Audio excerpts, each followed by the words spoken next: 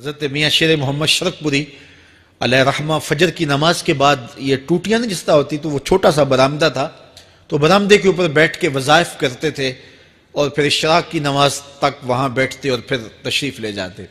گرمی کی شدت تھی تو حضرت فرائض کی ادائیگی کے بعد وہاں چلے گئے، تو نمازیوں نے آپس سے مشورہ کیا کہ یار حضرت کو عرض کریں کہ بارش کے لیے دعا کی جائے۔ تو حضرت جا کے وہاں اپنے وظائف میں لگ گئے، تو انہوں نے کہا چلو ہم مسجد کے سین میں کھڑے ہو جاتے، حضرت توجہ کریں گے تو عرض کریں گے۔ تو جتنے نمازی تھے وہ سارے صحن میں کھڑے ہو گئے اور برآمدے کے اوپر میاں صاحب وظائف میں لگے۔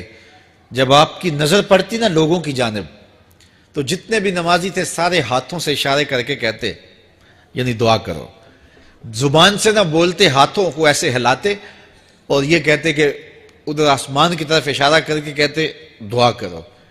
میاں صاحب پھر وظائف میں لگ جاتے۔ پھر جب میاں صاحب کی آنکھ اٹھتی نا تو یہ سارے ہاتھ اٹھاتے اور آسمان کی طرف ہاتھ اٹھا کہتے میاں صاحب پھر وظائف میں لگ جاتے۔ جب 2-3 مرتبہ ایسا ہوا نا تو میاں صاحب کی ہنسی نکل گئی اور ایسے آسمان کی طرف دیکھ کے کہا چل ہن پا دے۔ کہتے ہیں بس یہ بات کہنے کی دیر تھی کہ چھم چھم می برسنے لگا۔ تو جب کوئی حضور کا ہو جاتا ہے تو رب اس کو اپنا محبوب بنا لیتا ہے۔ تو حضور کی محبت خدا کی محبوبیت کا ذریعہ ہے، اس لیے ہمیں حضور کا پیار اپنی روحوں میں موجزن کرنا ہے، حضور کی محبت اپنی روحوں میں اتارنی ہے، اور محبت اپنے تمام تر تقاضوں کے ساتھ جب روح پذیر ہوگی تو پھر ہمارا انداز زندگی بھی سنور جائے گا، ہماری آخرت بھی سنور جائے گی۔ محبت کے من جملہ تقاضوں میں سے سب سے بڑا تقاضا محبوب کی اطاعت ہے کہ بندہ جس سے پیار کرتا ہے اس کی بات مانتا ہے۔ یہ ہے دعوی محبت کا ثبوت، اس کی دلیل۔ اور حضور کے صحابہ کی زندگیاں دیکھیے کہ انہوں نے حضور علیہ السلام کے ساتھ کیسے پیار کیا، حضور کی محبت میں اپنی عادتوں کو بدل دیا۔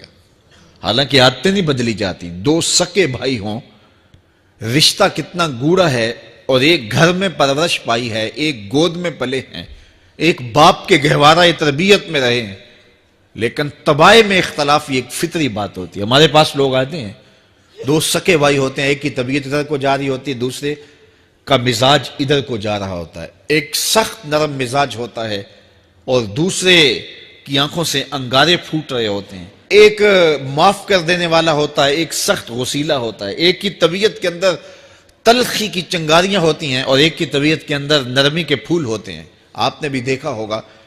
تو یہ ایسا ہوتا ہے۔ اب اسی طرح کھانے پینے کی چیزوں میں طبائع کا اختلاف یہ فطری بات ہے، ایک کو ایک چیز پسند ہوتی ہے، دوسرے کو وہ چیز پسند نہیں ہوتی ہے۔ بعض اوقات ماں کو مسئلہ ہوتا ہے کہ یہ چیز اگر میں تیار کرتی ہوں تو میرا دوسرا بیٹا نہیں کھاتا، تو اس کے لیے بعد سے الگ سے کوئی چیز تیار کرنی پڑتی ہے کہ اس کی ڈیمانڈ یہ ہے اور میرے اس بیٹے کی ڈیمانڈ یہ ہے۔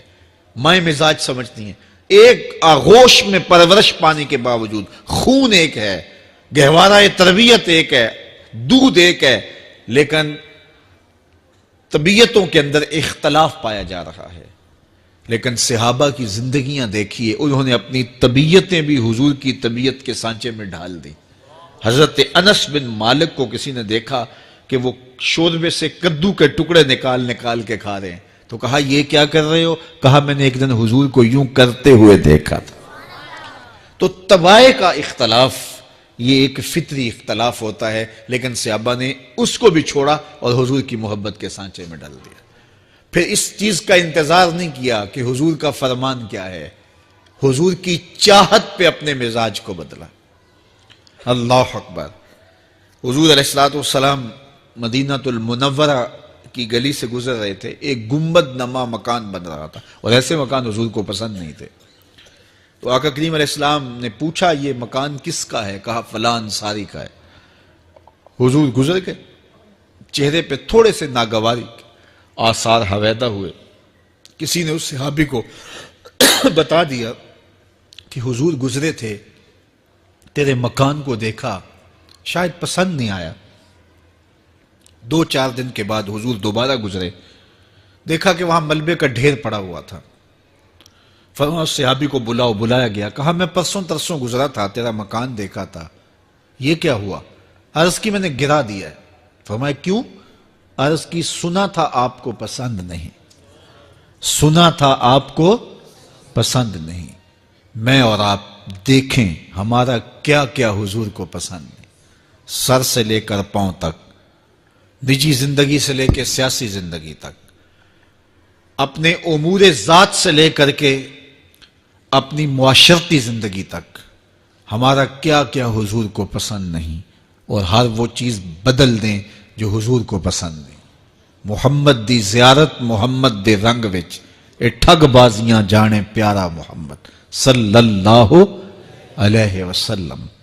میرے شیخ کامل کا ایک شعر ہے، اور وہ شعر اتنا وزنی ہے کہ اگر میرے پاس جواہر لال موتی ہوں اور میں ایک پلڑے میں ڈال دوں اور ایک پلڑے میں یہ شعر رکھ دوں تو یہ شعر پھر بھی بھاری ہوگا۔ یاری لا تو پاک نبی سنگ، اے پر پوری یاری، پھر درود قبول ہے تیرا لکھ نہ لوں ایک واری۔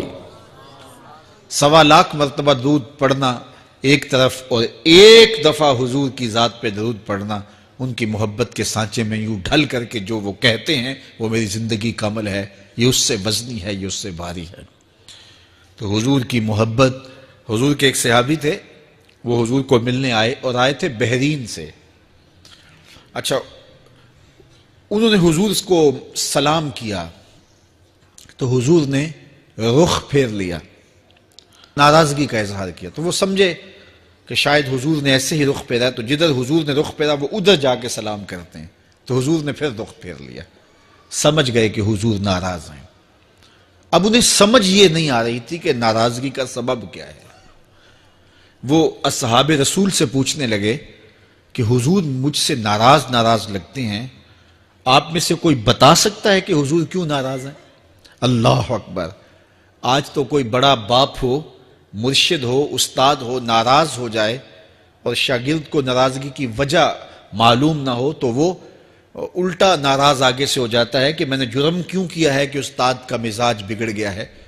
اللہ اکبر! لیکن ذرا دیکھیے، رنگ دیکھیے محبت کے، وہ صحابہ سے پوچھتا پھرتا ہے کہ حضور مجھ سے ناراض ہیں، مجھے بتائیے کہ کیا سبب ہوا؟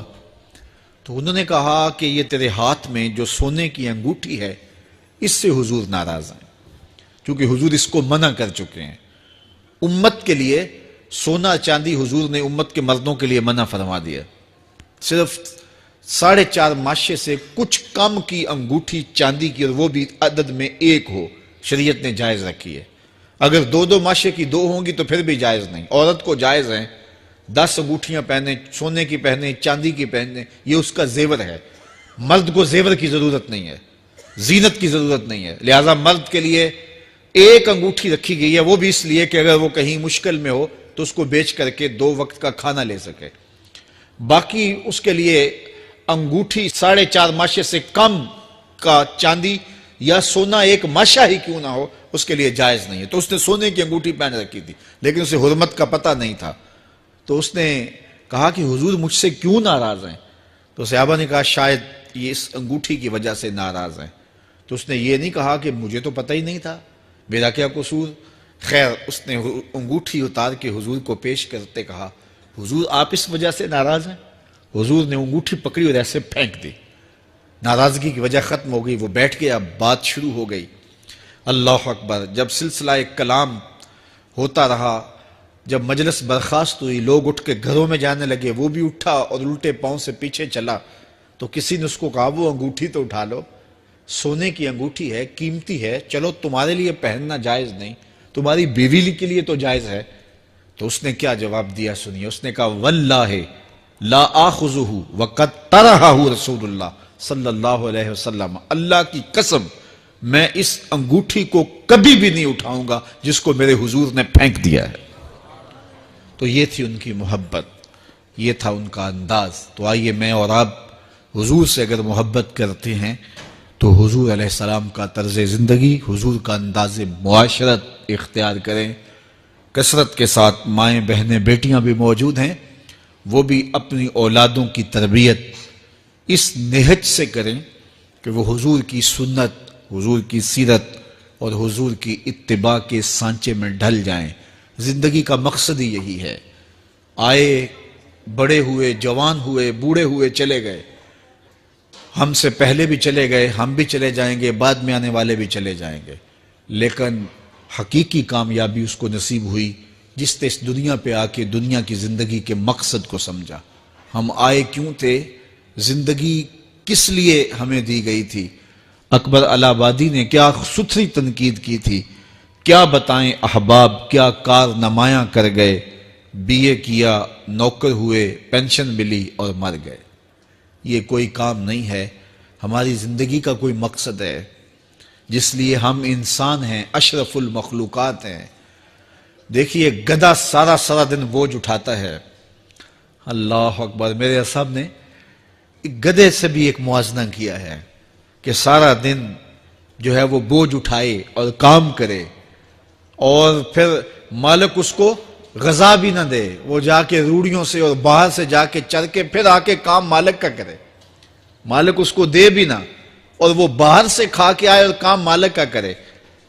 تو اگر بندہ ہو کے، انسان ہو کے اگر نہ کرے تو میرے حضور نے ایک لمبی ربائی ہے، اس میں آخر میں لکھتے ہیں، تو چنگا یعقوب یا کھوتا، تینوں شرم نہ آوے۔ کہ اگر وہ ایک گدھا بھی کام کرے، اپنی پیٹھ پہ بوجھ لا دے، اور تو اپنے مالک کے لیے کچھ نہ کرے، اور ساری نعمتیں مالک نے تجھے دی ہیں اور عزتیں اور آبرویں تیرے نام کی ہیں، اور تو اس کا حق ہی ادا نہ کرے، تو پھر کس طرح تیرے سے، تو پھر اولئک کل انعام بل ہم اضل۔ فرمایا تو چوپایا ہے، بلکہ چوپایوں سے بھی بدتر ہے۔